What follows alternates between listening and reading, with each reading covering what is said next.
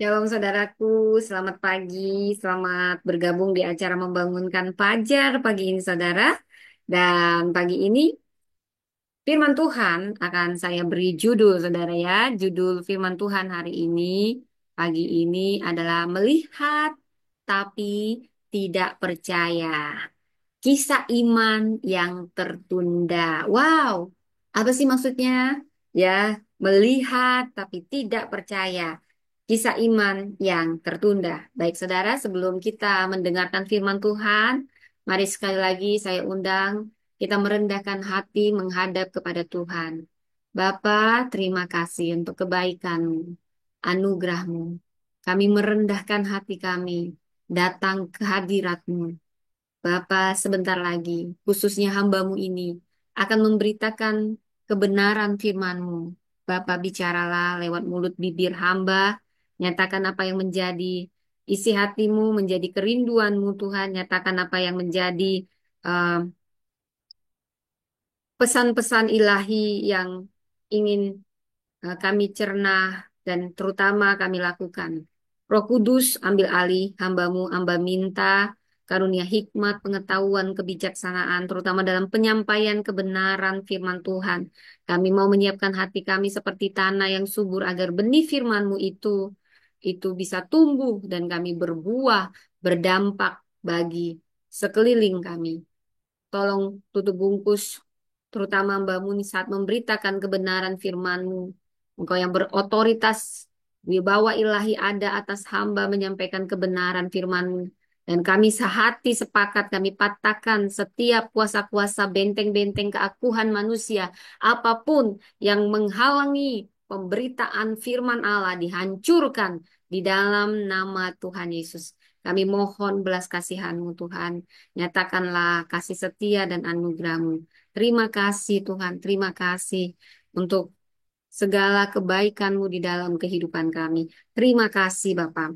Dan saat ini tolong hamba-Mu ini dari eh, mulut bibir hamba hanyalah perkataan yang daripadamu Tuhan.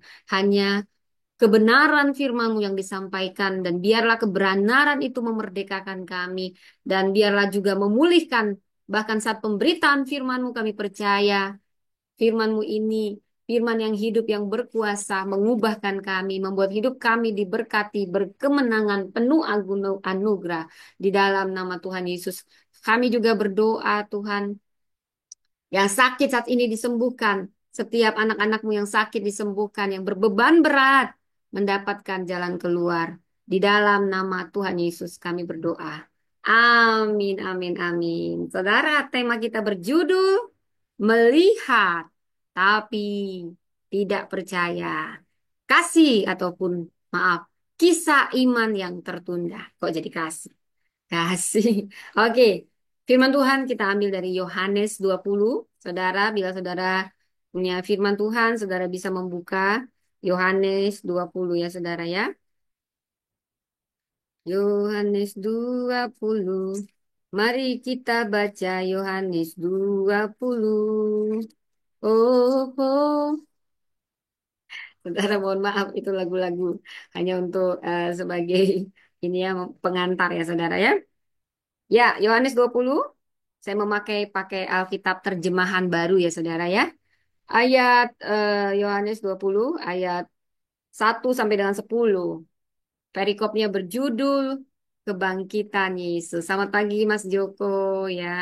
Selamat pagi ya. Katanya amin puji Tuhan. Baik ya. Semuanya yang baru bergabung, selamat bergabung. Selamat pagi semuanya ya saudara. Kita baca, saudara, ada kuasa dalam perkataan, apalagi yang diperkatakan adalah firman. Ini bukan sekedar kata-kata, tetapi di dalamnya ada kuasa yang membangkitkan roh. Percayalah dengan iman. Alkitab ini firman Allah sendiri yang akan memberi kita hidup dan kemenangan. Ya, imani. Alkitaban ini firman Allah yang memberi kita hidup dan kemenangan. Ketika Anda memberitakan firman adalah lebih baik Anda bersuara. Karena iman timbul dari pendengaran dan pendengaran akan firman Allah. Suarakan saudara ya, suarakan. Ya, ini berbeda. Perkataan firman berbeda dengan perkataan buku atau apapun saudara. Ada kuasa ketika terutama kita datang dengan rendah hati. maka Roh Kudus akan memberi rema. Semakin firman diberitakan, diperkatakan, ada rema yang akan menuntun kita masuk dalam rencana Tuhan dan tetap ada dalam koridornya Tuhan. Baik saudara, mari kita baca ayat 1 sampai 10. Pada hari pertama minggu itu, pagi-pagi benar ketika hari masih gelap, pergilah Maria Magdalena ke kubur itu. Dan ia melihat bahwa batu penutupnya telah diambil dari kubur. Ia berlari-lari mendapatkan Simon Petrus dan murid yang lain yang dikasihi Yesus. Dan berkata kepada mereka, Tuhan telah diambil orang dari kuburnya, dan kami tidak tahu di mana ia diletakkan. Lalu berangkatlah Petrus dan murid yang lain itu ke kubur. Keduanya berlari bersama-sama, tetapi murid yang lain itu berlari lebih cepat daripada Petrus, sehingga lebih dahulu sampai di kubur. Ia menjenguk ke dalam dan melihat kain kafan terletak di situ. Namun ia tidak masuk ke dalam. Datanglah Simon Petrus juga menyusul dia dan masuk ke dalam kubur itu. Ia melihat kain kapan terletak di situ, sedangkan kain peluh yang tadinya ada di kepala Yesus tidak terletak dekat kain kapan itu, tetapi terlipat tersendiri di tempat yang lain. Sesudah itu, masuklah juga murid yang lain, yang lebih dahulu sampai di kubur itu, dan ia melihatnya dan percaya. Sebab selama itu mereka belum mengerti kitab suci yang mengatakan bahwa ia harus bangkit dari antara orang mati. Lalu pulanglah murid-murid itu ke rumah. Saudara, mungkin saya harus mengulang, ada rema yang saya dapat ketika saya mengulang baca eh, kita ulang lagi saudara supaya tahu latar belakangnya saudara ya. Mungkin kata pada hari pertama minggu itu. Jadi hari pertama minggu itu inilah asal muasal kenapa orang Kristen beribadah hari Minggu, bukan hari Sabat ya. Baik mau hari Sabat, mau hari Minggu, pada intinya setiap hari adalah hari kudus. Tetapi adalah lebih baik ada penentuan ya, saudara. Kalau dibilang kenapa orang Kristen ibadahnya hari Minggu bukan hari Sabtu, ya saudara, ya kan Sabtu itu asal katanya Sabat. Sabat itu hari perhentian. Betul sekali saudara, itu tidak salah. Tetapi kita mengikuti dari hari kebangkitan. Sebenarnya setiap hari juga adalah harinya Tuhan. Hari Senin, hari Selasa, harinya Tuhan, harinya Tuhan. Hari Rabu, hari Kamis, harinya Tuhan, harinya Tuhan. Hari Jumat, harinya Tuhan. Hari Sabtu, harinya Tuhan. Hari Minggu, setiap hari, harinya Tuhan. Saya berharap ada persatuan di antara tubuh Kristus. Ya, tetapi yang mau saya nyatakan kalau ditanya kenapa orang Kristen beribadah di hari Minggu itu, karena kita mengikuti kebangkitan Kristus pada hari pertama minggu itu dan itu pun tertulis di Alkitab. Saudara, jadi saya ulang, kebangkitan Yesus ya pada hari pertama minggu itu, pagi-pagi benar ya. Dan itu juga yang membuat kenapa kita banyak sekali harus ada doa pagi mengawali hari ya. Karena pagi-pagi benar Yesus berdoa. Pagi-pagi benar ketika hari masih gelap, pergilah Maria Magdalena ke kubur itu. Artinya pagi-pagi benar itu hari yang waktu yang sangat spesial dan di mana itu menjadi prioritas bagi Tuhan, Saudara. Yesus memberi suatu teladan bagi kita dan dia memberi teladan bagi bahkan dalam kasus Maria Magdalena juga sudah menjalani. Kenapa Maria Magdalena harinya masih gelap, tapi dia sudah datang pagi-pagi benar. Itu mau menyatakan suatu arti, ya saudara, suatu arti di mana waktu yang terbaik pagi-pagi benar itu, kalau kita juga masuk ke penelitian antara alfa dan beta. Saya pernah membaca tentang penelitian itu penting sekali kita mendeklarasikan sesuatu, di situ lagi jernih-jernihnya karena peralihan dari alfa sama beta. Ini masih jauh ya yang mau saya katakan. Jadi ada itu momen emas, saudara, untuk kita berdoa, kita semedi, kita menyatu dengan Tuhan. Nah, Yesus sendiri pernah memberi contoh pagi-pagi benar itu sekitar jam 3, saudara. Saya juga mau katakan, saudara, saya sering sekali dibangunkan Tuhan itu sekitar jam 3. Mau saya tidur jam berapapun ya, kadang saya terbangun sendiri, saudara. Dan itu sering terjadi sampai saya mengerti kalau Anda mengalami hal ini, saudara, jangan dianggap hanya sekilas, saudara. Tuhan mau menyatakan sesuatu. Kenapa Anda terbangun? Jangan pernah tidur lagi sebelum Anda berdoa atau memuji Tuhan. Nanti Roh Kudus bicara. Ada yang perlu kita doakan, hal-hal penting untuk mempersiapkan kita dan mempersiapkan segala sesuatunya. Jadi saran saya, kalau Anda pun terbangun misalnya jam 1, jam 2, itu artinya Tuhan ingin kita berjaga-jaga dalam doa. Paling tidak, walaupun dalam keadaan Anda sedang belum sepenuhnya sadar, manfaatkan momen itu lebih dulu mengucap syukur. Bapa, terima kasih untuk hari ini dan mulai menyembah Tuhan.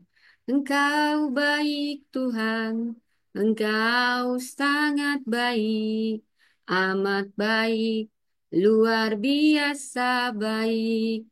Haleluya, haleluya, haleluya, haleluya. Saudara, mungkin saudara bisa menutup mata saudara sambil saudara betul-betul dalam peralihan alfa ke beta, saudara. Wow, itu momen emas yang kita persembahkan untuk Tuhan sebagai dupa yang harum bagi kita bahwa waktu pertama kita miliknya Tuhan.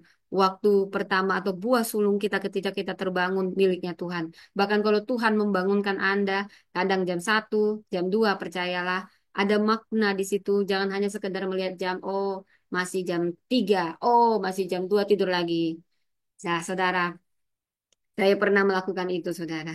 Dan Tuhan terus-terusan membangunkan saya sampai saya mengerti bahwa saya kalau terbangun itu semua ada makna, saudara. Jangan pernah Anda kembali tidur sebelum Anda berdoa. Paling tidak Anda berjaga-jaga untuk keluarga Anda, keluarga inti Anda lebih dahulu, saudara, dan berdoa untuk yang lainnya, saudara. Baik, saudara, saat ini saya juga mau nyatakan ini baru kita membahas pagi-pagi benar, ya, saudara. Saya entah kata apa, itu penting saya bahas gitu ya, saudara ya. Dan saya sapa Marila, ya ini yang begini-begini. Dia suka sekali ayat-ayat yang, karena kalau orang itu ya, saudara ini siapa ini yang dia nggak berani nih buat namanya Palapa ya 44 ya. Yang Anda baca di Alkitab hanya yang kayak gini, memuaskan birahi. Ini menunjukkan Anda itu penuh birahi, ya. Hal-hal yang pornografi Anda ambil, Anda comot-comot di Alkitab satu-satu ayat, ya. Anda tidak tahu makna di dalamnya itu apa. Yang Anda tahu ini bahasa-bahasa porno. Ayo permalukan Kristen, ini Kristen porno. Padahal otak Anda yang porno, palapa ini siapa nih? Hah? Palapa atau apa ini? Ala pala palalah. Nama Anda saja nggak berani Anda tunjukkan ya. Ya ini kayak gini menunjukkan bahwa yang ada di hatinya, yang ada di pikirannya hanya hal-hal porno. Padahal sehingga yang dia baca hanya dari sudut pandang pornografinya dia. Padahal yang dimaksud di situ banyak kiasan, banyak perumpamaan yang mengandung makna teologis. Bahkan kita ini disebut mempelai perempuan Kristus. Apa betul kita ini mempelai, baik laki-laki mempelai perempuan Kristus. Itu suatu sebutan, makna simbolik untuk melihat suatu kedekatan hubungan. Perumpamaan seperti hubungan suami istri. Kekristenan itu bukan soal agama, saudara. Agama Anda di KTP, apakah Kristen atau non-Kristen, itu tidak membuat Anda pantas masuk surga atau tidak, saudara. Itu tidak ditanya apa agamamu. Yang ditanya apa yang membuatmu pantas. Dan tidak pernah ada yang pantas masuk surga kalau bukan hanya kasih karunia Tuhan Yesus. Saudara, mau apapun agama Anda, saya tidak peduli, saudara. nabi bisa banyak, agama bisa banyak, tetapi yang mau saya katakan, juru selamat hanya ada di dalam Yesus Kristus. Saya juga mau katakan, Anda berKTP Kristen, itu bukan jaminan Anda masuk surga. Anda bukan non-Kristen, tapi Anda beriman pada Kristus, bahkan lebih mencerminkan iman Anda kepada Kristus daripada hanya sekedar label agama Anda. Anda pasti tempatnya di surga kalau Anda beriman pada Kristus. Jadi saya mau katakan, kekristenan bukan soal agama, tidak, itu agama buatan manusia. Maka dia membuat kelompok-kelompok pengikut ini, pengikut ini, agamanya ini. Tapi mau saya katakan, saudara, bukan itu yang menyelamatkan Anda masuk ke surga. Tapi apapun latar belakang Anda, mau apapun label agama Anda, iman kita kepada Kristus itulah yang melayakkan kita masuk surga. Saya ulangi, yang melayakkan kita masuk surga hanya iman kita kepada Kristus. Saya tidak peduli agama Anda itu hanya buatan manusia untuk melabel dan untuk memberi suatu label ini. Tetapi yang paling penting hubungan. Kekristenan bicara relasi dengan Tuhan. Seperti relasi suami istri. Jadi Anda ini yang otak-otaknya, marilah kita memuaskan birahi sampai pagi mumpung suaminya pergi. Inilah yang ciri-ciri orang suka nonton pornografi. Sehingga yang dicarinya di Alkitab semua pornografi. Ya, kasihan kita sama orang begini. Makanya dia menyamar namanya supaya nggak ketahuan kalau dia suka nonton film porno. Hatinya penuh dengan pornografi. Dia tidak tahu itu suatu simbolik, suatu perumpamaan. Di Alkitab ini banyak perumpamaan. Perumpamaan terang dan garam. Perumpamaan tentang talenta. Ada yang menanam. Semua ditaruh dengan kiasan dan perumpamaan. Untuk sederhana karena ada hal-hal kerajaan surga yang dirahasiakan hanya orang-orang yang berkenan kepada Tuhan yang akan memahaminya. Yang kayak gini, yang otoknya porno kayak gini susah dia. Karena semua penuh dengan pornografi. Nanti dia cari, oh mari kita permalukan orang Kristen dengan Kidung Agung. Kidung Agung ada kata-kata porno loh. Yuk kita permalukan. Karena hatinya porno, pikirannya porno. Bukan dia datang dengan kerendahan hati. Saudara, kita ini disebut mempelai perempuan Kristus. Kita ini keberadaannya ada laki-laki, ada perempuan. Tapi kita semua mau laki-laki, perempuan disebut secara simbolik kita mempelai perempuan Kristus. Nanti ada perjamuan kawin anak domba. Yesus disebut anak domba. Benarkah dia anak domba? Kalau yang on bilang, hei, Yesusnya kok anak domba? Karena dia nggak ngerti makna dari anak domba. Dia hanya soal comot-comot. Terus ada temannya juga yang asal comot. Lalu mereka bersatu barisan yang suka comot-comot tapi nggak ngerti. Begitu, saudara. Itulah awalnya Anda kalau mau tahu kebenaran, yang pertama yang Anda lakukan kerendahan hati, kerendahan hati. Dan itu ada terungkap di Alkitab. Tapi Anda pun membaca Alkitab, tapi tidak dengan sikap hati yang benar. Yang ada begitu asal comot. Hati Anda hanya penuh porno, baru nonton film porno. Anda lihat di Alkitab, birahi, birahi, bersetubuh. Oh banyak di Alkitab ini, saudara. Tapi bukan berarti itu porno, pikiranmu yang porno. Ada banyak yang harus disingkapkan dengan perumpamaan. Ada simbol-simbol, saudara. Ada rahasia kerajaan surga. Tetapi firman kebenaran, ini adalah firman Allah sendiri yang akan memberi kita hidup yang berkemenangan.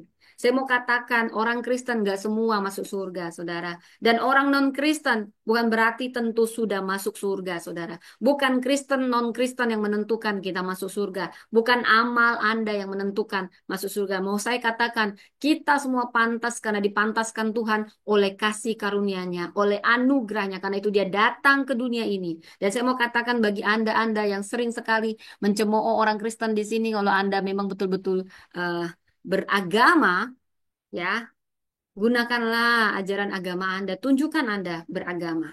Ya, apalagi kalau Anda yang sedang berpuasa, saudara ya. Ya, saya mau katakan, saudara, Yesus bukan manusia yang dituhankan. Oh, salah besar, salah besar. Sebelum dunia ini ada, Yesus sudah ada. Yesus justru Tuhan yang turun jadi manusia. Saya suka lagunya. Yesus Tuhan dan Allah kami. Ini kok udah di lagunya itu apa ya? Yesus Tuhan, kebenaran dan hidup. Na na na na. Oke dah. Sekarang bukan itu sekarang tema kita. Maaf, maaf. Ini karena ada orang yang suka kalau masuk di kolom chat itu ya saudara ya aneh-aneh yang dia cari suka yang porno-porno. Makanya saya tahu ini hatinya yang porno. Saudara suka. Mungkin dia baru tadi malam nonton film porno. Lalu dia lihat Alkitab. Ayo kita lihat yang porno-porno. Itulah menunjukkan banyak sekali ayat Alkitab ini. Kasihilah musuhmu. Berbuat baiklah. Tapi yang dia cari cuma yang porno-porno kan. Kenapa? Karena otaknya penuh dengan pornografi. Hati-hati dengan pornografi itu lebih berbahaya daripada narkoba, saudara. Ya, karena itu tidak bisa di-delete dari pikiran ini, saudara. Ya, oke, saudara. Melihat tapi tidak percaya. Kisah iman yang tertunda. Nah, tadi saya sudah jelasin di ayat pertama, hari pertama. Ini yang jadi dasar kenapa orang Kristen beribadah di hari Minggu, saudara ya. Bukan hari Sabtu boleh. Hari Sabtu boleh, hari Minggu boleh, hari Senin boleh. Tapi hari khususnya yang membuat rata-rata secara universal orang Kristen beribadah di hari Minggu adalah karena dasar kebangkitan Kristus di hari Minggu. Dan itu Alkitabiah, bahkan di Matius, Markus, Lukas, Yohanes tentang terutama kebangkitan Yesus. Tetapi tidaklah salah Anda juga beribadah di hari Sabtu, karena memang asal kata Sabtu dari Sabat ya. Nah, tapi bukan berarti orang Kristen nggak melakukan Sabat. Ya, saya juga pernah kok ke Seleo bilang nggak perlu lagi Sabat, tetap perlu Sabat. Tapi konteksnya harus tahu, saudara ya. Ya, Sabat itu bukan hanya sekedar tidak makan, tidak bekerja, tidak ini. Yang paling penting adalah sikap hati kita yang memprioritaskan penuh hanya kepada Tuhan. Kita duduk tenang, nggak melakukan aktivitas. Selain juga tubuh kita beristirahat, roh kita juga beristirahat dan semakin terkoneksi, dipulihkan, saudara. Ya, jadi ia berlari ya. Maria Magdalenanya begitu berani, saudara. Dia pergi ke kubur malam-malam, bukan malam-malam, pagi-pagi benar, masih gelap, belum ada cahaya. Itu sekitar jam 3. Ini cewek berani banget kan? Datang ke kubur Yesus pagi-pagi benar, saudara. Nah, ia berlari mendapatkan Simon Petrus dan murid yang lainnya. Tuhan telah diambil orang. Jadi dia sudah lihat Tuhan telah diambil orang dan kami tidak tahu di mana ia diletakkan. Jadi kebangkitan Yesus di sini, berangkatlah Petrus dan murid yang lain ke kubur. Keduanya berlari bersama cepat daripada Petrus sehingga lebih dahulu sampai. Ia menjenguk ke dalam dan melihat kain kafan terletak di situ. Namun ia tidak masuk ke dalam. Datanglah Simon Petrus menyusul dia masuk ke kubur, melihat kain kafan terletak di situ. Kain peluh yang tadinya ada di kepala Yesus tidak terletak dekat kain kafan itu, tetapi terlipat sendiri di tempat yang lain. Masuklah juga murid yang lain lebih dahulu sampai di kubur dan ia melihatnya dan percaya. Sebab selama itu mereka belum mengerti kitab suci yang mengatakan ia harus bangkit dari antara orang mati. Lalu pulanglah murid-murid itu ke rumah. Saudara, jadi kenapa Mama saya? kitanya jangan telat. Mama Ya, nanti mandi, mandi. datang lagi mau sekolah jangan telat. Ya, Paulnya bangun nih. Buka pintunya sudah sayang. Maaf ya saudara, beginilah kalau pelayanan online di sekitar keluarga, tetapi tidak masalah apa adanya ya saudara ya. By the way, saya duduk dulu ya saudara ya. Selamat bergabung, saudaraku yang baru bergabung. Selamat pagi semuanya. Jadi, saya memberi judul Firman Tuhan hari ini. Ya, saudara, melihat tetapi jadi kepercayaan yang tertunda. Oke, saya mohon maaf kalau ada banyak komen-komen yang supaya saya bisa fokus ya, saudara ya, eh, kepada firman yang saya beritakan ya. Kalau ada permohonan doa, Anda bisa DM saja karena terlalu banyak tentunya filter-filter, jadi itu bisa eh, membuat juga fokus saya terganggu ya, saudara ya. Baik, saudara yang terkasih, tadi seperti sudah kita baca Yohanes 20 ayat 1 sampai 10, saudara ya.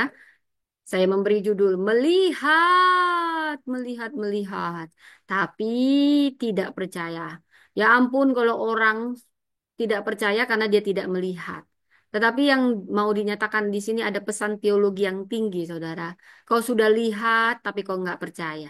Bahkan ketika Thomas mencelupkan tangannya kepada Yesus, karena dia nggak percaya Yesus bangkit. Nah, Yesus beda. Yesus bukan hantu. Dia bangkit dalam tubuh jasmani yang disiksa itu, saudara. Jadi masih ada lubang paku, di mana paku itu dimasukkan ke tangannya, saudara. Ini luar biasa. Kalau dia hantu, dia tidak akan punya daging, saudara. Bahkan Yesus lapar. Jadi dia kembali dalam keadaan manusia, saudara. Dan dia sudah mengalahkan maut. Dia turun ke kerajaan maut, mengalahkan maut, ya. Mendeklarasikan kemenangan penebusan dosa kita, saudara. Itulah kenapa dia harus turun ke dalam kerajaan maut untuk mengalahkan maut, katanya, saudara, ya. Ya, ini saya kadang-kadang iniin, mohon maaf, ya. Oke, ya. Ini ada lagi yang aneh ya saudara ya, ya di hobi. Kapan Yesus ngajari hari Sabtu? Bahkan Yesus berkata, Tuhan lebih besar daripada hari Sabat, Yobi. Jangan asal comot ya, nanti ketahuan banget oonnya ya. Maaf, maaf. Maaf ya Yobi. Oke, saudara kita fokus pada firman Tuhan ya. Firman Tuhan yang berkata di melihat tapi tidak percaya. Kalau orang sudah melihat aja tidak percaya itu bahaya, saudara. Sedangkan Kristen dikatakan iman Kristen ini kita itu percaya sekalipun tidak melihat. Maka waktu Thomas hanya percaya karena dia sudah melihat tubuh Yesus, ah, paku, lubang paku baru dia percaya. Tapi Yesus memuji orang-orang. Berbahagialah orang yang tidak melihat tapi percaya. Tetapi ini judulnya, saudara. Sudah melihat, tidak percaya lagi. Ini sudah parah. Ini yang mau saya bahas dari judul saja, saudara ya. Karena kalau kita tadi membaca Yohanes 20 ayat 1 sampai 10, makanya saya katakan melihat tapi tidak percaya. Maka ini yang menunda iman, kisah iman yang tertunda, saudara. Nah, saya akan mendahului dari tadi. Iman yang tertunda. Banyak orang berpikir, saudara ya, banyak orang berpikir bahwa mereka, jika mereka sudah lihat bukti, sudah lihat secara langsung, ya bukti-bukti nyata, baru mereka percaya. Ya bisa dimaklumi ya. Kadang apalagi dengan maraknya hari-hari gini ya, semua harus dibuktikan. Tentu saya bisa memahami kita kan manusia, perlu bukti. Tentu. Namun bila kita membaca dari Yohanes 20 ayat 1 sampai 10, ini menunjukkan bahwa melihat pun tidak selalu membuat orang percaya. Bahwa melihat pun sudah dilihat pun belum tentu dia langsung percaya. Bahwa melihat pun tidak selalu berarti percaya. Nah, ini dalam ini maknanya. Ada kalanya kita menyaksikan pekerjaan Tuhan tapi tetap meragukan Tuhan. Saya jadi ingat ini. Ada yang namanya KKR kesembuhan, ada yang sembuh. Urusan itu Tuhan yang menyembuhkan. Tapi yang dia sorotin, dia sudah lihat ada kesembuhan. Ya terlepas itu benar atau tidak. Dan dia sudah lihat bagaimana Yesus memang benar-benar menyembuhkan orang sakit bila kita membaca di Alkitab. Tetap aja dia nggak percaya yang namanya mujizat. Nah, itu salah satu meragukan pekerjaan Tuhan. Itu tetap ada sampai sekarang. Wah, ada gereja-gereja yang tidak percaya adanya mujizat ya terjadilah sesuai imanmu. Tetapi mujizat bukan hanya sembuh dari sakit, mujizat itu banyak hal. Dan sampai sekarang saya percaya mujizat masih ada, saudara ya. Jadi ini susah kalau orang tipe-tipe yang semuanya harus dilogikakan, saudara. Bahkan kalaupun dia sudah melihat, dia tidak percaya. Ini yang parah. Makanya Tuhan memuji yang tidak melihat tapi percaya. Melihat percaya lumayan. Lihat dulu baru percaya. Kemudian nggak lihat pun dia percaya itu yang luar biasa. Tapi yang kita sedang bahas sudah melihat pun tapi tidak percaya. Ini parah ya saudara, parah. Inilah yang terjadi bila kita membaca dari Yohanes 20 ayat 1 sampai 10 saudara ya. Ini kita itu maksudnya apa sih? Melihat tapi tidak percaya, saudara. Kita mulai dari judul dulu pembahasannya ya, saudara.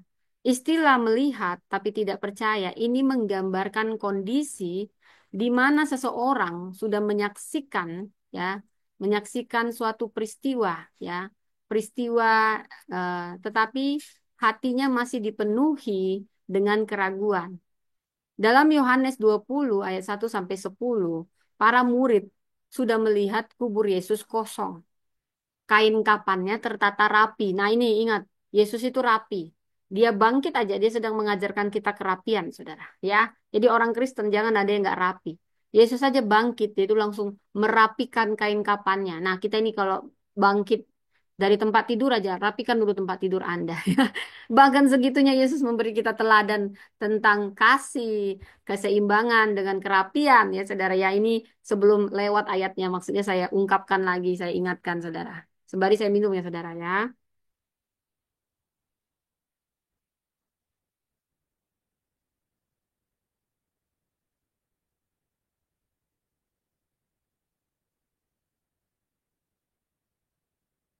Oke. Nah, tetapi mereka belum sepenuhnya memahami bahwa Yesus telah bangkit. Mereka tuh sebenarnya mungkin karena ada penuh dengan ketakutan, penuh dengan banyaknya mereka terguncang ketika Yesus disalibkan, padahal sudah pernah diberitakan. Mereka tidak bisa sadar. Kadang kita walaupun kita sudah ingat janji-janji Tuhan, firman-Nya ya dan amin, akan ada jalan keluar. Dalam Tuhan ada jalan keluar, segala perkara dapat ditanggung di dalam Dia. Tapi ada saatnya kita terguncang ketika masalah itu seakan-akan menekan kita. Ini yang seperti murid Yesus rasakan, saudara. Padahal Yesus sudah pernah mengatakan bahwa dia akan bangkit. Tapi muridnya nggak ngeh-ngeh gitu ya, sulit mempercayai kuasa dan janjinya. Ini keraguan, ketakutan, dan pemahaman yang terbatas yang seringkali menjadi penghalang bagi iman sejati. Iman kita bertumbuh sejati dihalangi oleh keraguan. Saudara, kalau Anda ragu akan kuasa Tuhan, itu yang akan membatalkan mujizat itu terjadi. Tahukah Anda, wanita pendarahan yang sudah 12 tahun pendarahan, dia tidak pernah berkata, Tuhan Yesus sembuhkan aku. Tidak, saudara. Dan Tuhan Yesus tidak pernah berkata, hai perempuan yang sudah pendarahan 12 tahun, kunyatakan saat ini kau sembuh. Tidak ada demikian, saudara. Tetapi seperti ada rema yang saya dapat dari perempuan ini. Ketika justru Tuhan Yesus bertanya, siapa yang menjama aku? Muridnya terpelongok. Aduh, ini ribuan yang mau menjama jubahmu. Kau tanya sama kami siapa yang menjama. Maksud Yesus menjama, itu makna yang dalam. Makna dalam bahwasanya ada kuasa yang keluar dari dia. Itu iman, saudara. Iman Anda menembus batas-batas yang tidak tertembus. Dalam kedaulatan Tuhan, dia sangat menghargai iman yang gigih, iman yang percaya sungguh-sungguh. Saudara, kenapa di Nazaret Tuhan Yesus tidak bisa melakukan banyak mujizat?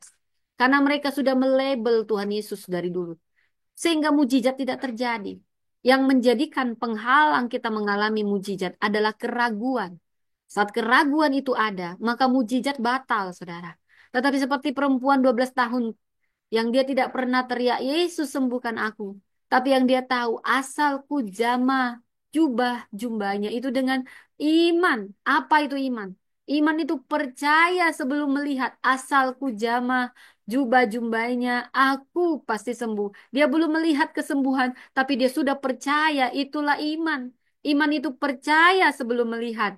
Percaya sebelum terjadi apapun. Itu seperti gaya gravitasi. Makanya dikatakan, jadilah sesuai imanmu. Apa yang kau imani, saudara? Apa ketika pendeta mendoakanmu, tapi kata dokter nggak bisa sembuh, nggak bisa sembuh. Kaulah yang menangkal itu. Sehingga itu tidak terjadi, saudara.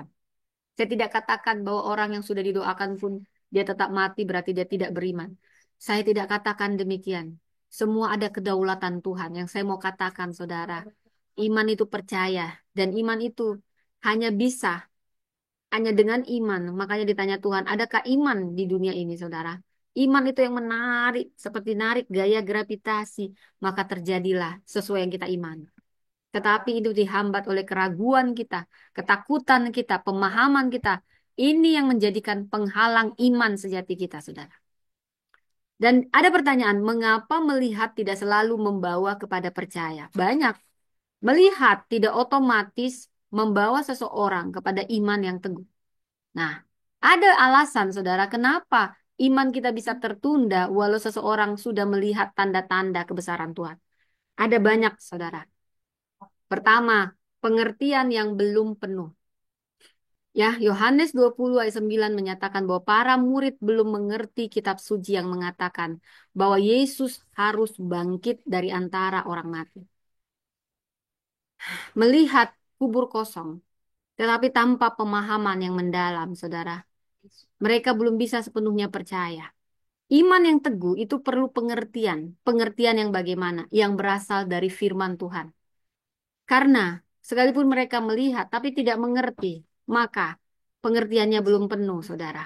Kalau kita belum mengerti kitab suci, bahwa Yesus hari bangkit dari orang mati, maka sekalipun kuburnya kosong, kita selalu berpikir yang lain. Bukan berpikir, oh Yesus beneran bangkit. Bukan. Ini yang terjadi, sudah dilihat kuburnya kosong. Tapi mereka tidak paham kenapa kubur Yesus kosong. Malah mereka berpikir, wow, mayat Yesus dicuri. Padahal Yesus sudah dikatakan, saudara, dikatakan akan bangkit. Nah, inilah sudah dilihat, tapi tidak tetap aja belum percaya karena pernah terguncang imannya, saudara.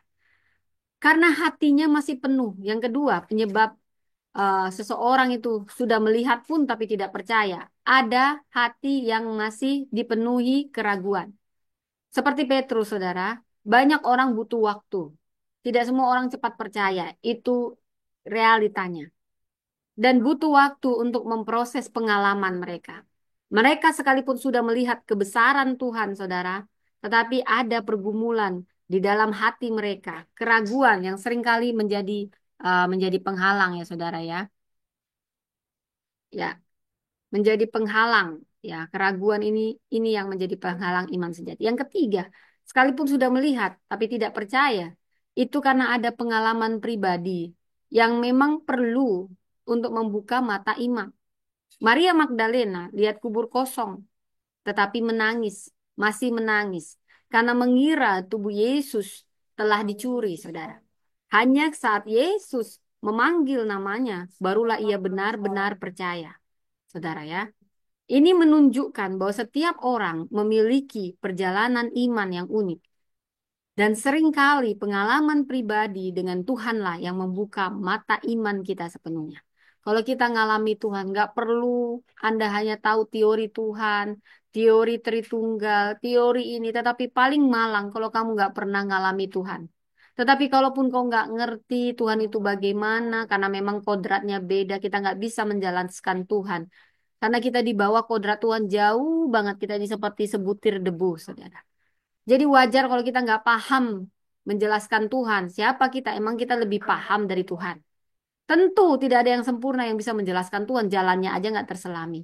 Tetapi itu tidaklah yang paling utama. Yang paling membuat kita bersyukur kalau kita bisa mengalami Tuhan. Kalau memahami Tuhan, kita tidak sepenuhnya ada makanya lahir lagu. Seringku tak mengerti jalan-jalanmu Tuhan.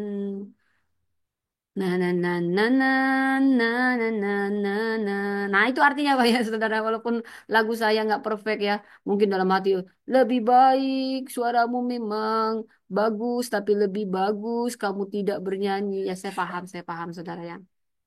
Tapi ini saya kaitkan. Siapa kita bisa memahami Tuhan? Tetapi yang mau saya katakan lebih penting kita mengalami Tuhan, saudara. Jadi, kalau kita kembali lagi ke firman ya, karena judulnya Yohanes 20 ayat 1 sampai 10 itu melihat tapi tidak percaya, inilah kisah bagaimana iman yang sejati itu tertunda. Jadi, kalau kita ulang dari latar belakangnya lagi, hari pertama minggu itu Maria Magdalena datang ke kubur Yesus dan menemukan batunya terguling. Dia memberitahu Petrus dan Yohanes, kedua murid itu berlari ke kubur dan melihat kain kafan yang terlipat rapi. Yohanes mencatat bahwa ia melihat dan percaya, tetapi di ayat 9, saudara, saya bacakan. Sebab selama itu mereka belum mengerti kitab suci yang mengatakan bahwa ia harus bangkit dari antara orang mati. Artinya ada ketidakpahaman di sini. Lalu pun dilihat misalnya di sini ya, orang tua kita sudah bilang nanti kalau ibu nggak ada artinya ibu sudah pergi. Kalau kamu melihat tanda ini artinya ibu sudah kembali. Oh, ibu kamarnya sudah kosong, berarti ibu pergi. Ah, tapi kamu nggak paham sepenuhnya. Ini hanya perumpamaan yang mungkin kurang sempurna ya, saudara. Jadi kedua murid ini berlari ke kubur. Mereka sudah lihat kain kapannya rapi. Artinya, kalaupun Yesus ada yang ngambil, saudara, itulah sampai logikanya karena mereka terguncang imannya. Sampai mereka lupa semua perkataan Tuhan Yesus. Lalu sekalipun mereka melihat, keraguan masih ada. Karena mereka melihat Tuhan itu sudah mati. Yesus sudah mati di kayu salib. Mereka lupa bahwasanya Yesus akan bangkit. Sudah dilihat pun kubur kosong. Sudah dilihat pun kain kapan tersusun rapi. Belum mudeng-mudeng, nggak nyambung gitu ya saudara. Karena belum paham kitab suci. Murid Yesus aja sekali berpetrus dan yang lainnya mengalami ini, apalagi kita. Jadi yang banyak hal yang akan kita pelajari dari sini, saudara. Lalu, lagi pula kalau memang Yesus dicuri, ngapain kain kapannya dibuka? Kalau memang mau mencuri mayat Yesus kan bau, saudara sudah 3 hari. Kain kapan itu membantu. Apalagi Yesus itu matinya itu mengerikan. Sudah tidak seperti manusia. Dan pembusukan dari tubuh saudara itu beda-beda. Yang matinya misalnya parah itu lebih cepat busuk saudara. Yesus itu dagingnya itu ketika dicambuk itu tercabik-cabik saudara. Makanya dikatakan di Yesaya penderitaan Yesus itu nggak bisa digambarkan. Nggak ada yang bisa menggambarkan. Tetapi penderitaannya itulah bilur-bilurnya daging-daging yang tercabik itulah menyembuhkan kita. Dia disebut anak domba. Inilah alasannya. Ya, bagi yang nggak paham, karena Yesus menjadi korban sembelihan untuk menebus dosa. Dulu orang menebus dosa itu dengan mempersembahkan domba yang terbaik, ya. Tetapi itu ditiadakan. Ketika Yesus sudah datang, dialah yang menggantikan semua domba-domba itu karena nggak ada yang bisa sempurna dan tidak ada yang bisa mampu dengan banyaknya syarat. Harus ada manusia yang tidak berdosa yang menjadi korban dan tidak ada manusia yang tidak berdosa, semua berdosa. Karena itulah Tuhan menjadi manusia. Baru paham Anda. Jadi bukan manusia dituhankan, tetapi Tuhan jadi manusia karena dia mau mengambil tempat sebagai anak domba sembelihan. Karena tidak ada di antara kita yang layak. Bahkan domba-domba yang kita persembahkan pun tidak layak. Karena Tuhan begitu kudus, maka Tuhan yang Maha Kudus itulah yang harus turun. Jadi manusia untuk disembelih seperti domba. Dialah korban penebus dosa. Makanya Anda katakan oleh bilur-bilur darah Kristus, penyakit disembuhkan jadi sesuai imanmu. Karena memang di kayu salib itulah Yesus menyembuhkan semua penyakit kita karena sudah ada pergantian pembayaran dosa. Yang menyebabkan penyakit itu dosa, walaupun banyak macamnya. Bukan saya bilang penyakit itu karena semua dosa, Anda sakit ginjal ini. Itu juga karena perilaku hidup. Atau karena ada kesalahan apapun. Karena dunia ini juga kadang anak kita nggak tahu tiba-tiba jadi autis atau ini. Tetapi yang saya mau katakan, apapun masalah kita, semua Tuhan bisa selesaikan di kayu salib. Makanya kita katakan bilurnya, bilurnya. Yesus sengaja membiarkan dirinya disiksa. Bukan berarti dia nggak bisa tonjok-tonjok orang-orang yang ngata-ngatain. Katanya anak Allah. Selamatkan dirimu. Selamatkan kami semua ini. Itu kata penjahat di sebelah kiri. Tetapi penjahat di sebelah kanan bilang, Hei, kita pantas. Tapi dia nggak pantas, dia nggak berdosa. Penjahat ini dipenuhi oleh Roh Kudus, saudara. Sehingga dia tahu, sadar dirinya. Dan apa kata Yesus? Yesus nggak hitung-hitungan sama dosamu ya. Ditimbang dulu ya. Berapa amalmu sama kaum janda anak miskin berapa? 1 M. Oke, kamu boleh masuk surga. Nggak ada. Tapi ketika orang penjahat di sebelah kanannya ini bertobat pada detik itu juga, dia katakan, hari ini juga kamu ada di Firdaus. Artinya apa? Kita semua nggak ada yang layak sebenarnya, saudara. Mau kita baik sekali, bukan itu yang melayakkan kita. Tapi saya tidak katakan, kalau begitu kan Yesus sudah tebus dosa kita. Ayo kita berbuat dosa. Ore, ore. Ayo mabuk-mabuk, nanti kita tebus dosa. Yes, Yesus sudah tebus dosa kita. Kita mabuk, kita bunuh, kita semua lakukan. Bukankah Yesus menebus dosa kita? Itu konyol. Allah tidak membiarkan dirinya dipermainkan. Apa yang ditabur orang akan dituainya. Yang saya mau katakan bukan itu, saudara. Kita justru akan dituntut lebih bertanggung jawab dengan anugerah yang kita terima. Karena status kita sekarang anak Allah. Maka kita diminta teladan anak Allah. Kita berbuat baik.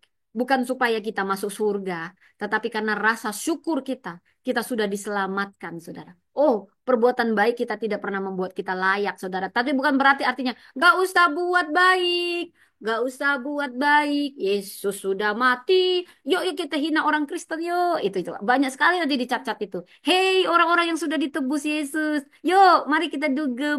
Mari kita melakukan dosa kan sudah ditebus Yesus. Kamu mempermainkan Allah. Memang hidup kita karena kasih karunia, tetapi ada tanggung jawab di situ. Bahkan tanggung jawabnya lebih besar. Kamu terima Yesus free, tapi kamu mengikut Yesus, kamu bayar segalanya. Mengikut Yesus keputusanku, mengikut Yesus keputusanku. Kau harus siap mati. Berbahagialah orang yang dianiaya oleh karena kebenaran. Ada banyak teladan yang harus kita lakukan. Yesus menuntut kita bahkan besar. Kau melihat perempuan, mengingininya, kau sudah berzina. Jadi kau salah kalau kau olok-olok orang Kristen. Orang Kristen berbuat dosa lah, ada Yesus yang menebus. Oh bukan.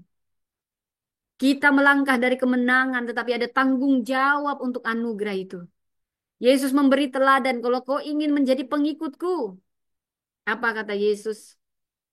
Sangkal dirimu, pikul salibmu. Apa? Bukan maksudnya itu simbolik, saudara. Bukan lagi, ayo kita pikul salib kayak film Yesus. Nah, itulah on yang beranggapan seperti itu. Banyak sekali konyol-konyol begini, saudara. Yang dimaksud pikul salib. Ya, itu maksudnya kau harus siap menderita untuk Tuhan. Seperti Tuhan sudah menderita untuk menebus dosa-dosa kita. Dan sebagai pengikutnya, kita harus meneladani dia. Tetapi tidak ada yang pernah bisa pantas kalau bukan karena kasih karunia. Jadi sulit menjelaskannya. Tidak. As simple as that. Kita semua ada karena kasih karunia dan kita bertanggung jawab untuk anugerah itu. Kamu ada melayani Tuhan, saya ada. Bukan karena saya pantas, oh saya baik, saya sekolah teologi. Ya, memang perlu juga belajar teologi, kan bego juga. Kamu ngajarin orang teologi, kamu sendiri nggak belajar teologi. Apalagi yang kamu ajari orang yang belajar teologi. Aneh kan? Itulah artinya kau bayar harga ikut Tuhan. Kalau kau belajar, belajar itu bukan kesombongan. Belajar justru bentuk kerendahan hati. Kalau kau sekolah sebelum kau ngajarin orang, artinya kau rendah hati. Sebelum dipimpin, sebelum memimpin, bisa dipimpin. Sebelum mengajar, bisa diajar. Jadi harus seimbang segala sesuatunya. Seimbang, saudara. Saya tidak bilang orang Kristen nggak perlu baik. Kan sudah ada darah Yesus nih. Ada yang konyol-konyol ngomongnya kayak gitu. Berarti dia belum paham. Ada lagi yang bawa-bawa tentang birahi-birahi. Karena pikirannya penuh porno. Dia nggak tahu itu makna-makna simbolik, saudara. Oke, kita balik ke firman Tuhan jadinya. Karena ada komen-komen yang aneh-aneh, saudara. Kita balik tadi ya. Percaya tapi uh, sudah melihat tapi tidak percaya. Imannya tertunda. Iman sejatinya tertunda. Dari kisah ini, Yohanes mencatat ia melihat dan ia percaya. Di ayat 9. Ya, ia melihat, ia harus bangkit dari antara mati. Ia melihat dan percaya. Tetapi di ayat 9 dikatakan mereka belum mengerti bahwa Yesus harus bangkit. Padahal mereka udah pernah dengar berkali-kali Yesus memberitakan tentang kebangkitan. Tapi belum paham. Makanya perlu diulang, biar paham, saudara. Dari antara orang mati. Ada momen di mana mereka melihat, tetapi iman mereka belum penuh. Ada momen di mana mereka melihat, tetapi iman mereka belum penuh.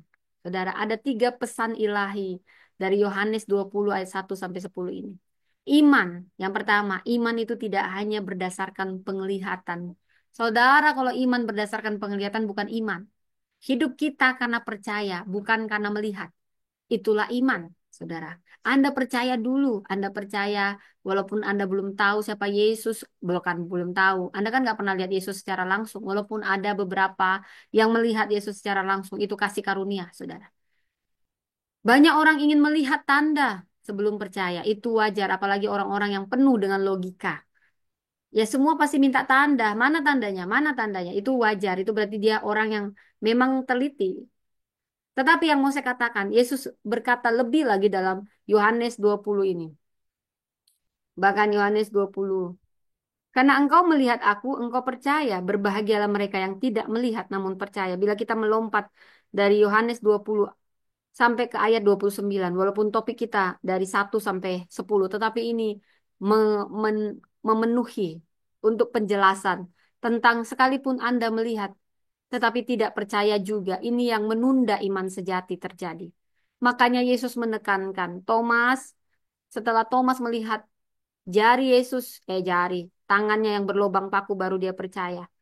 Tapi Tuhan lebih memuji orang-orang, yaitu kita ya. Kita di sini pasti banyak saya yakin yang beriman penuh pada Yesus walaupun belum pernah ketemu Yesus. Ini pesan Tuhan Yesus buat kita semua. Karena engkau telah melihat aku, Thomas, baru engkau percaya. Tapi aku mau katakan pada kalian yang sedang dengar di sini ya, berbahagialah setiap orang yang tidak melihat namun percaya. Wah, itu iman besar, saudara. Tidak melihat namun percaya. Aku percaya Tuhanku dahsyat. Kau turun tangan memulihkanku. Aku percaya Allahku dahsyat, kau turun tangan memberkatiku.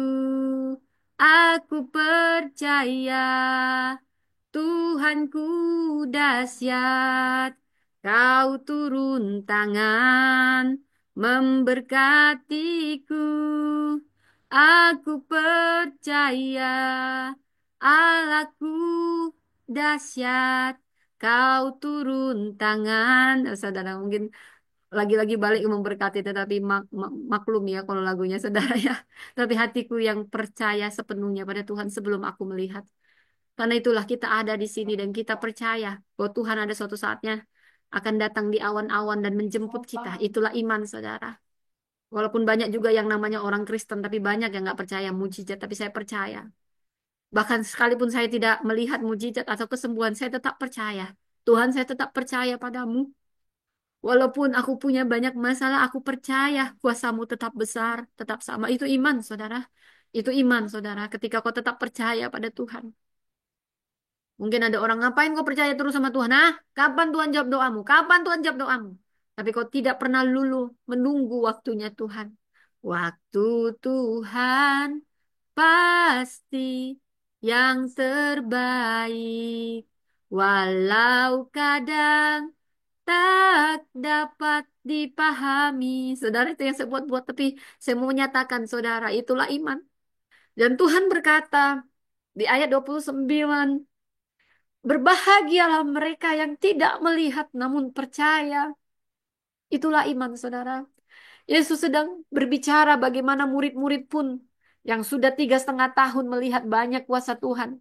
Tetapi ketika iman mereka tergoncang dan masalah ketika mereka nggak kuat, Yesus disalibkan dan bahkan mereka lupa janji Tuhan ya dan amin. Bahkan mereka sudah melihat kubur kosong. Mereka lupa janji Tuhan, mereka belum paham. Saudara, ini gambaran manusiawi sekali kita. Bahkan kita mungkin sudah pernah melihat kebaikan Tuhan dulu. Tetapi ketika masalah itu datang, saudara, kita perlu mengingatkan diri kita bahwa Tuhan baik. Kalau kemarin dia tolong saya, dia juga akan tolong saya hari ini. Bahkan untuk ke depannya, Tuhan pasti tolong saya. Itulah iman. Itu yang mau Tuhan nyatakan, berbahagialah kamu yang tidak percaya, yang tidak melihat tapi percaya. Saudara, proses iman perlu pengertian yang dalam. Yohanes melihat dan percaya. Tetapi ayat berikutnya menunjukkan bahwa mereka sudah melihat, tapi karena mereka belum mengerti, ini menunjukkan bahwa iman, proses itu perjalanan iman, saudara. Itu suatu proses, suatu perjalanan. Kadang memang kita akui ada keraguan setiap orang. Dia minta doa, Bapak Pendeta, doakan saya, doakan saya. Saya sakit kanker, didoakan. Dalam nama Yesus sembuh. Tapi kata dokter, Bapak Pendeta, saya nggak bisa sembuh. Ya sudah, jadi sesuai imanmu. Sekarang jangan kamu deklarasikan keadaan apa yang kau imani. Jadilah sesuai imanmu. Maka si perempuan 12 tahun yang kena pendarahan. Asal ku jamah jubah jumbainya aku sembuh. Aku sembuh. Dia nggak teriak. Yesus, Yesus sembuhkan aku. Yesus juga nggak teriak. Sembuhlah engkau. Keluar, keluar. Sembuhlah engkau. Keluar penyakit. Nggak ada. Justru Yesus bertanya, siapa yang jamah saya? Itulah kuasa iman yang begitu besar. Menarik seperti gaya gravitasi. Dia menarik kuasa Tuhan. Aku mau sembuh Tuhan. Aku mau sembuh Tuhan, seperti juga Bartimeus, saudara. Ada iman yang bertindak. Ketika Bartimeus yang buta, saudara, di pinggir jalan. Ada orang buta duduk minta-minta di pinggir jalan. Pada saat itu Yesus pun lewat. Apa ya? Lagu waktu masih kecil. Nah, kayak mana pokoknya lagunya. Saya mengingat itu untuk Bartimeus dan mengingatkan kita, saudara, bahwa ada tindakan iman juga yang harus kita lakukan seperti Bartimeus, saudara. Iman itu tanpa perbuatan adalah kosong. Dan Bartimeus sedang diungkapkan di sini. Ayo beriman dan bertindak dengan imanmu. Bartimeus bertindak dengan imannya. Dia percaya sebelum dia melihat kesembuhan. Dia sudah melihat kesembuhan itu. Tetapi ada tindakan imannya untuk menyambut kesembuhan itu. Ketika dia tahu Yesus akan lewat di situ. Dia tahu ini momentumku. Ini momentumku tidak akan kulepaskan. Padahal banyak intimidasi dari sekelilingnya. Diam kamu Bartimeus. Tuhan Yesus ini banyak followernya. Diam, gak ada kesempatan. Kau pengemis, kau pengemis. Tapi si Bartimeus semakin digituin dia semakin berteriak meminta tolong pada Yesus karena dia buta. Dia sambil dia mengemis di pinggir jalan. Dia nggak bisa bergerak dengan banyak karena kebutaannya. Yang dia tahu imannya timbul dari pendengaran bahwa Yesus banyak menyembuhkan orang dan dia tahu Yesus akan lewat dan dia percaya aku pasti sembuh kalau Yesus lewat. Tetapi dia tidak hanya diam dan berdoa, dia bertindak, saudara. Dia menyambut kesembuhan itu dengan imannya sekalipun banyak mengintimidasi. Diam, diam, diam Bartimeus. Tapi dia makin keras berteriak, Yesus anak Daud, Yesus anak Daud, kasihanilah kami. Yesus anak Daud, kasihani. Makin keras, diam kau Bartimeus, diam, diam. Kau lihat Yesus itu banyak sekali. Tetapi teriakan Bartimeus dengan sepenuh hati, aku percaya Yesus, aku percaya. Yesusku hebat, kau turun tangan, memulihkanku. Yesus berpaling dan melihat Bartimeus dengan penuh belas kasihan. Saudara, dia melihat iman yang bergerak itu. Bartimeus sudah percaya sebelum melihat. Dia tahu Yesusku bisa menyembuhkanku. Tapi dia tidak bukan hanya berdiam, dia bertindak, dia bisa teriak. Karena dia nggak bisa melihat, maka dia berteriak. Yesus anak Daud. Padahal dia dibilang, diam, diam, diam kau Bartimeus, diam. Ada orang yang mengintimidasi untuk menggagalkan imannya, tapi dia makin keras berteriak, Yesus anak Daud, aku percaya Yesus, kalau kau jamah saja, aku pasti sembuh. Dia bertindak dan berusaha sekuat tenaga. Yesus anak Daud, kasihanilah aku. Yesus anak Daud, kasihanilah aku. Aku percaya Tuhan Yesus, kau bisa sembuhkan mataku yang buta dari kecil ini. Aku percaya Tuhan, dan Yesus berpaling melihat kegigihan iman seorang buta. Yesus sudah melihat dalam imannya itu bahwa dia percaya sebelum melihat, maka jadilah apa yang mau aku lakukan Bartimeus.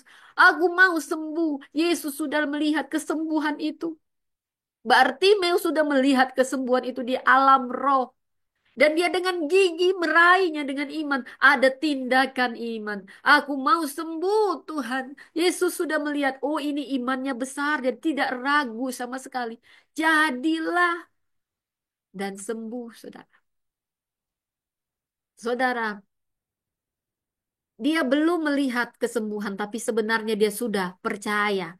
Karena itu dia sembuh. Saudara, iman sesuatu yang memang sulit untuk dimengerti, saudara. Untuk dijelaskan itu butuh perjalanan dalam prosesnya tentu. Tapi yang mau saya katakan, Bartimeus ini menggambarkan kita. Ada langkah iman yang harus kita lakukan. Karena berkat itu sudah milikmu ketika kau percaya sebelum melihat di alam roh, kau sudah memenangkan itu. Saudara, ini yang Yesus lihat pada wanita pendarahan dan Bartimeus. Iman yang gigih, hati yang gigih dan percaya. Kenapa Yesus tidak bisa menyembuhkan banyak orang di Nazaret? Kenapa mujizat tidak terjadi banyak di Nazaret? Karena sekalipun mereka mendengar tentang Yesus, yang mereka lihat keraguan, karena ternyata mereka melihat dengan mata jasmani mereka. Oh, Yesus bisa menyembuhin saya. Dia hanya anak tukang kayu, anak si Yusuf tukang kayu. Bagaimana mungkin kau Tuhan? Kau lahir di kandang domba. Ha! Nah, katanya lagi gitu. Itu cuma lebay-lebaynya saudaranya. Itu cuman itu. Maksudnya gini, kadang penilaian kita, saudara, itu yang membatasi. Sehingga tidak banyak mujizat terjadi di Nazaret. Karena ketidakpercayaan mereka. Itu katanya di Alkitab, saudara. Padahal itu kampungnya Yesus. Tapi di kampungnya sendiri tidak bisa banyak mujizat terjadi. Kenapa? Karena manusia lebih melihat kepada penampilan fisik. Oh, Yesus kan cuma anak tukang kayu, nggak ada yang spektakuler. Nggak mungkin aku bisa disembuhkan. Jadinya nggak mungkin, saudara. Tapi kalau dia melihat dengan mata iman, imannya timbul dari pendengaran. Itulah yang terjadi sama wanita pendarahan, sama Bartimeus. Karena mereka sudah melihat kesembuhan di alam roh yang akan jadi milik mereka. Dan mereka punya tindakan iman. Seperti wanita ini, dalam imannya yang paling dalam, dia hanya berkata dalam hatinya yang penuh dengan kepercayaan. Yang menarik kuasa Tuhan itu, penuh kepercayaan. Asal ku jamah jubah-jubahnya, aku pasti sembuh. Dia nggak teriak seperti Bartimeus karena tiap orang pengalamannya berbeda. Sesuai dengan imanmu, jadilah. Dia nggak bilang, Yesus anak Daud, kasihan dia aku 12 tahun, Tuhan 12 tahun. Habis uangku 12 miliar Tuhan. Nggak ada dia ngomong gitu. Tapi dalam keputusasaannya dia percaya, oh Yesus, Yesus bisa menyembuhkanku. Seharusnya dia datang lebih awal, tetapi tidak ada kata terlambat bagi Tuhan. Saat kau datang pada Tuhan dalam keadaan pun dengan sepenuh hati, Tuhan hargai air matamu. Wanita ini mungkin lain ceritanya kalau dia percaya Yesus dari dulu. Mungkin nggak sampai 12 tahun. Tapi itulah iman. Iman butuh perjalanan. Ada yang cepat percaya. Murid Yesus saja yang sudah menemani Yesus, sudah melihat kubur Yesus kosong. Mereka tetap belum percaya dan belum mengerti, saudara. Namun di sini kita banyak belajar. Keraguan itu yang menghalangi pertumbuhan iman sejati. Mari cari kebenaran firman Tuhan, maka iman kita bertumbuh. Tuhan memimpin setiap orang dengan cara yang berbeda. Sama seperti wanita pendarahan, sama seperti Bartimeus, sama seperti murid Yesus. Dalam perjalanan iman, setiap orang berbeda-beda pengalamannya. Itulah luar biasanya Tuhan. Dia menyentuh kita pribadi lepas pribadi, tidak secara massal. Ho! Karena dia Tuhan yang paling mengerti kita pribadi lepas Tuhan. Kau bukan Tuhan yang melihat rupa. Kau bukan Tuhan yang melihat harta. Sama seperti wanita janda. Cara Tuhan menyentuh dia berbeda dengan orang-orang. Cara Tuhan melihat setiap orang berbeda dengan cara kita melihat manusia. Kadang kita menyepelekan manusia, tapi Tuhan bisa melihat hati. Banyak orang-orang yang disepelekan Tuhan, yang disepelekan manusia, diangkat Tuhan. Sama seperti janda yang hanya memberi berapa peser dan dia dihakimi. Tapi Yesus melihat dia sedang melihat, hei kamu manusia tukang hakim, tukang gosip. Ini yang paling besar memberi daripada kamu. Itu dalam. Karena dia menyentuh setiap orang secara pribadi. Bukan secara massal. Hei kasih saya domba ya. Hari kurban, hari kurban. Amal, amal, amal. Tetapi dia melihat setiap orang secara pribadi. Dia menemui setiap orang secara pribadi. Bertemu muka dengan muka, tenggelam di dalam kasih-Mu Bapa. Oh Tuhan, Kaulah. Itu menunjukkan bahwa iman itu, bahwa kekristenan itu bukan agama, tetapi relasi, saudara. Bahkan dia menggambarkan seperti suami istri. Kita ini istri, dan Tuhan itu seperti suami. Bukan lagi birahi-birahi yang seperti dibilang orang tukang nonton film porno, lalu comot-comot ayat Alkitab yang porno-porno, karena dia porno hatinya. Hmm. Mama cepat Iya, pakai ya, baju sayang. bersih pakai baju apa? Bebas, saya. Bebas pakai baju pia atau pakai baju biasa? Biasa. Sorry ya, saudara, anak saya. Apa adanya saya, saudara saya melayani. Sembari anak saya ada yang tidur. Karena anak-anak lah pelayanan utama saya, tetapi bukan berarti saya tidak melayani. Dalam keadaan saya apa adanya saya melayani, bukan cari uang, bukan cari apa, nggak perlu. Nanti ada juga lagi ngomong di sini, pasti nanti siap ini pendetanya minta uang, ya ampun, ya itu terserah bagaimana Anda. Saya hanya memberitakan firman setulus hati saya. Hati yang tulus seperti merpati, seperti hati Tuhan yang tulus turun ke dunia ini untuk menyelamatkan kita. Tidak pernah PHP. Tuhan yang menyentuh kita pribadi, lepas pribadi, setiap orang dia sentuh. Itulah dia Tuhan yang paling mengerti. Hanya Kau yang memiliki kasih yang tulus, sesejuk pagi. Ada padamu kekasih. Yesus seperti gambaran kekasih. Kekasih dunia sering menyakiti, bahkan pernah mengkhianati. Tetapi Yesus, kekasih hati yang tidak pernah PHP, yang tidak pernah punya udang di balik batu. Dia menerima kita dan menyentuh kita secara pribadi. Karena itu Maria Magdalena yang dipenuhi 7 roh jahat, saudara. Ketika dia bertemu dengan Yesus, dia bertemu kekasih hati jiwanya yang sehingga dia tidak bisa melepas Yesus. Dia begitu setia, walau Yesus disiksa, murid-muridnya nggak tahan melihat penyiksaan Yesus, penyaliban Yesus. Tapi Maria Magdalena sudah mati dengan keinginan duniawi, yang dia hanya mau, hanyalah dekat dengan kekasihnya. Yesus, kaulah kekasih jiwaku. Aku dipenuhi 7 roh jahat, Tuhan. Aku tidak dianggap. Tuhan Yesus datang pada orang-orang yang tidak dianggap. Dia datang ke dunia bukan untuk dilayani, tetapi melayani. Dia sudah mengambil tempat yang paling rendah. Dia lahir di kandang domba. Bahkan nabinya tidak lahir di kandang domba. Tetapi dia mengambil tempat yang paling rendah untuk menggantikan semua yang paling rendah. Yang hina jadi mulia dia dibuat. Dia mati di tempat terkutuk untuk mengambil semua kutuk itu, Tuhan. Tuhan mengambil kutuk itu di kayu salib, saudara. Sehingga Maria Magdalena merasa hidupku hanya untuk Tuhan. Karena sebelum Tuhan Yesus datang, aku sudah mati. Aku sudah lama mati, tetapi Dia yang memberi aku hidup. Karena itulah Maria Magdalena begitu penuh kasih dengan Tuhan Yesus. Penuh kasih dan dia tidak pernah takut. Mau apa kata dunia tentang Tuhanku, dialah Tuhanku. Karena dia mengalami Tuhan. Sekalipun dia belum mengerti sepenuhnya, tetapi dia mengalami Tuhan. Bukankah itu yang paling penting? Kau mengalami Tuhan. Seperti dikatakan, bukan hanya Tuhan yang aku dengar. Dulu aku hanya mendengar dari apa kata orang, tetapi sekarang aku mengalaminya. Saudara, Tuhan memimpin setiap kita dengan cara yang berbeda. Maria Magdalena, Petrus, Yohanes memiliki pengalaman yang berbeda dengan kebangkitan Yesus. Yohanes cepat percaya, yes, aku percaya Tuhan. Petrus masih merenung walaupun dia sudah lihat kubur kosong. Benar nggak ini? Benar nggak? Ini semua gambaran kita semua, saudara. Maria, dia butuh pertemuan pribadi walaupun hatinya melekat pada Yesus. Luka hatinya melihat Yesus disiksa sampai dia lupa pesan Tuhan Yesus. Yang ada hanya kerinduan. Pagi-pagi benar Maria Magdalena ini. Masih gelap, dia tidak takut. Tuhanku, aku rindu engkau Yesus. Dia berpikir Yesus pun mati.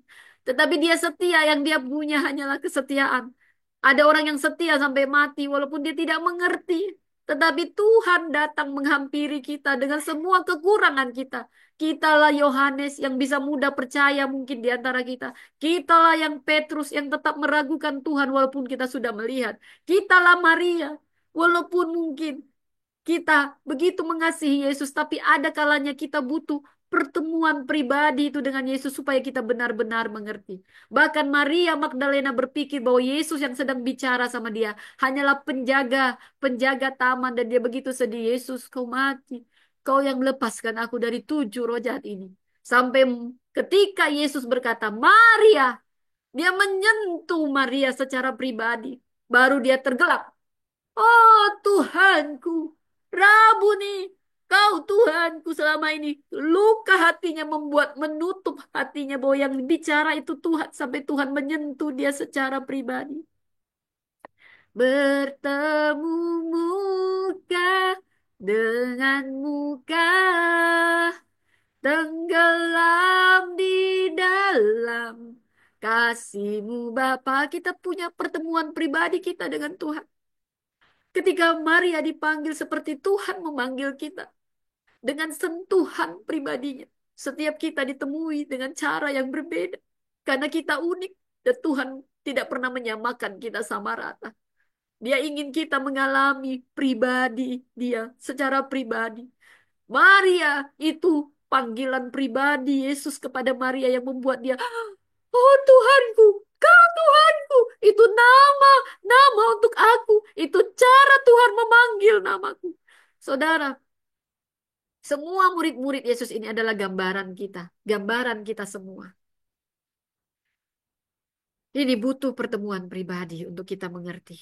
Tuhan tahu bagaimana membawa setiap orang kepada iman sejati sesuai dengan perjalanan hidup mereka. Saudara, apa yang kita teladani dari Yohanes, Petrus, Maria Magdalena? Yohanes mewakili kita, mewakili mereka yang cepat menangkap kebenaran dan langsung percaya. Mari kita menjadi seperti Yohanes ini. Kalau kita lambat untuk bisa menangkap kebenaran firman Tuhan, mintalah. Petrus ini mewakili kita semua, mewakili orang-orang yang masih bergumul, saudara. Mau Anda pun seperti ini, kasih Tuhan tetap sama. Dia tetap mengasihi Anda. Dia tidak pernah berubah kasihnya pada Anda. Sekalipun Anda masih bergumul, sampai akhirnya Anda percaya sepenuhnya. Tuhan tahu semua keterbatasan kita. Dia mendatangi kita. Dia menjumpai kita pribadi lepas pribadi. Maria Magdalena. Ini mewakili kita yang perlu pertemuan pribadi dengan Tuhan. Ini untuk memiliki iman yang teguh. Maria Magdalena memang setia. Tapi dia sampai lupa orang yang dari tadi bicara sama dia adalah Yesus. Karena penuh dilikupi dengan kesedihan. Kadang kesedihan, masalah membuat kita lupa bahwa Tuhan selalu ada di samping kita. Sampai dia memanggil nama kita, menyentuh kita secara pribadi. Seperti yang dialami Maria Magdalena. Sekalipun dia setia, luka hati dan duka hati menutup matanya bahwa Tuhan tidak pernah meninggalkan dia. Bahwa janjinya ya dan amin. Dia hanya meratapi dan meratapi. Sampai Tuhan menyentuh pribadinya Maria. Dan dia menjadi pribadi yang bertransformasi ketika sentuhan itu datang. Tuhan datang menghampiri kita. Dengan cara yang berbeda. Jangan kau samakan. Kau harus bertemu Tuhan. Kayak aku bertemu. No, siapa kamu? Banyak cara Tuhan menyentuh setiap orang. Itulah hebatnya Tuhan kita yang maha kuasa itu, saudara. Iman yang tertunda bukanlah akhir. Setiap kita, para murid, pernah mengalami penundaan iman. Karena memang iman perjalanan dan itu proses. Tuhan senang hati yang mau dibentuk. Saudara, kalau saat ini kamu masih meragukan atau belum sepenuhnya percaya pada janji Tuhan, jangan menyerah. Inilah perwakilan Petrus, walau dia bergumul, Tuhan benarkah? Mari kita menjadi seperti Yohanes. Mari kita juga seperti Petrus yang akhirnya punya iman yang sejati saat kita semua bertemu secara pribadi dengan Tuhan. Kita pasti diubahkannya, bertransformasi asal kita punya hati yang rendah hati, terbuka untuk mau diubahkan Tuhan. Bahkan mungkin kita sebenarnya setia, sekali setia. Tapi kita kadang lebih diliputi oleh duka cita kita. Sehingga kita lupa Tuhan tidak pernah meninggalkan kita. Bahkan dia sedang bicara sama kita. Tetapi itu pun Tuhan menyentuh kita pribadi lepas pribadi. Maria disentuh. Maria. Baru Maria. Gemetar. Oh Tuhan. Dari tadi kau Tuhan. Oh Tuhan. Kau Tuhan. Kau menyebut aku dengan nama itu. Itu nama yang hanya disebut oleh Yesus. Karena begitu intimnya Maria Magdalena dengan Yesus. Bahkan keintiman pun duka cita bisa membuat kita lupa bahwa Tuhan tidak pernah meninggalkan kita. Sampai Tuhan tidak pernah menyerah dengan kita untuk menyentuh kita pribadi, lepas pribadi. Dan dia menyentuh Maria. Dan Maria, oh Tuhan, dari tadi kau Tuhan yang bicara padaku. Kadang kita diliputi oleh duka cita kita, walaupun kita setia. Sampai kita lupa, ada Tuhan yang terus ada di samping kita. Tetapi saudara, itu hanya butuh proses, saudara. Tuhan menyentuh kita pribadi, lepas pribadi. Jangan menyerah. Karena Tuhan tidak pernah menyerah dengan kita, saudara. Tetap cari Tuhan. Seperti Maria Magdalena, seperti Petrus. Gak ada kita yang sempurna, saudara. Tuhan tidak pernah cari yang sempurna. Tetapi dia menyempurnakan orang yang dia panggil. Siapa kita yang sempurna? No. Bahkan kadang Tuhan memilih yang terabaikan. Dia melihat hati jauh ke dalam hati. Kadang manusia hanya melihat rupa, namanya juga manusia, saudara. Tapi Yesus selalu menyentuh jauh ke dalam hati.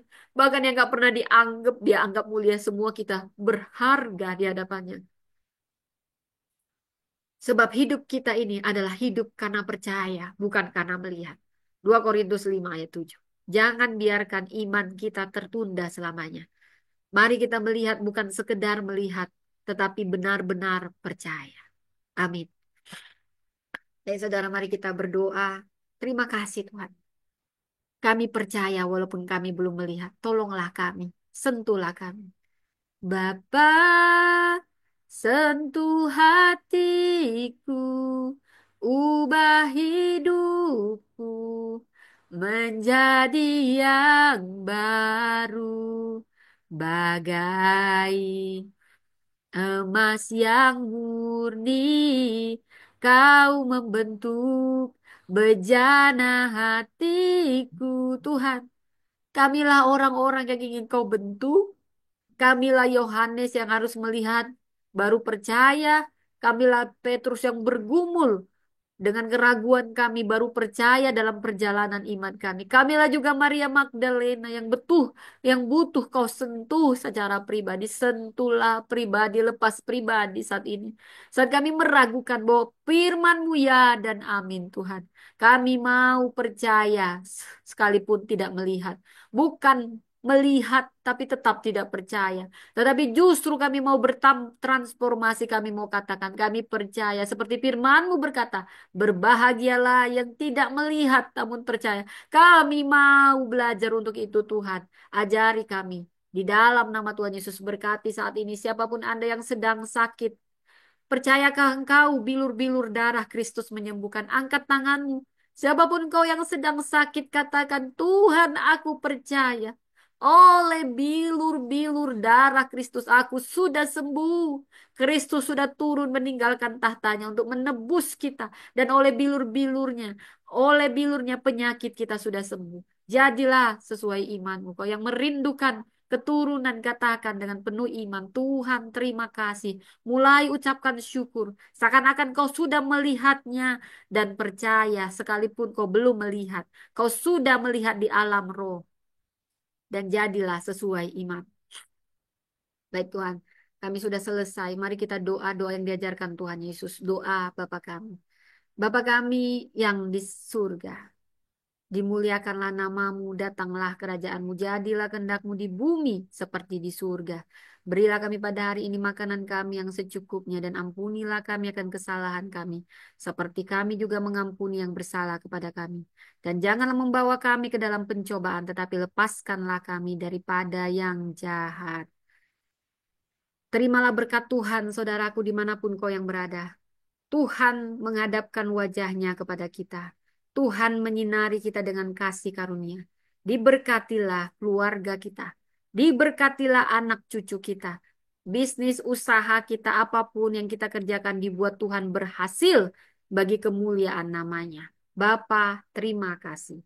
Bapa, terima kasih. Bapa, terima kasih. Bapa di dalam surga, ku berterima kasih. Amin. Amin.